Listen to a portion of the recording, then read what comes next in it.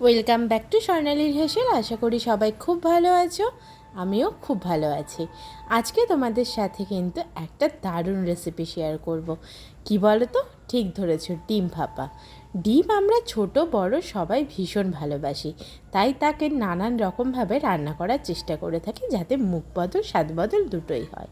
প্রথমেই অনেকগুলো ডিমকে আমি ভালো করে নুন জলে সেদ্ধ করে নিয়েছি। একটা মশলা করে নিয়েছি, সেই মশলার মধ্যে কিছুই নেই, সর্ষে পোস্ত, নুন, চিনি, চেরা কাঁচা লঙ্কা, অল্প সর্ষের তেল দিয়ে মশলা বানিয়ে টিফিন বক্সের মধ্যে সেই মশলার সাথে সামান্য হলুদ মিশিয়ে নিচ্ছি খানিকটা সর্ষের তেলও দিয়ে ভালো করে মশলাটাকে নাড়িয়ে নেব যাতে সর্ষের তেল আর নুন আর হলুদ ভালো করে মিশে যায়। আর যে ডিমগুলোকে সেদ্ধ করে রেখেছিলাম সেই ডিমগুলোকে মাঝখান দিয়ে হাফ করে নিয়েছি যাতে মশলার সাথে ভালো করে মিশে যেতে পারে এবং খাওয়ার সময় মুখে দারুণ একটা ফ্লেভার আসে। দিয়ে সেগুলোকে ভালো করে টিফিন বক্সের মধ্যে আটকে ওপর থেকে চেরা কাঁচা লঙ্কা আর সর্ষের তেল ছড়িয়ে দিয়ে টিফিন বক্সের ঢাকনাটা ভালো করে টাইট করে বন্ধ করে দিলাম।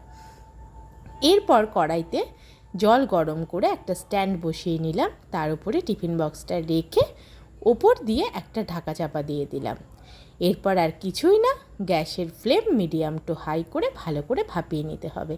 আর তারপরে যে দৃশ্য দেখবে, আহা, মনে হবে এখনই এক থালা ভাত নিয়ে বসে পড়ি। সত্যি এ যেন অমৃত। তাড়াতাড়ি একবার ট্রাই করে বলো কেমন হলো। আর ভালো লাগলে প্লিজ আমার ইউটিউব চ্যানেলকে সাবস্ক্রাইব করে দিও। Bye bye.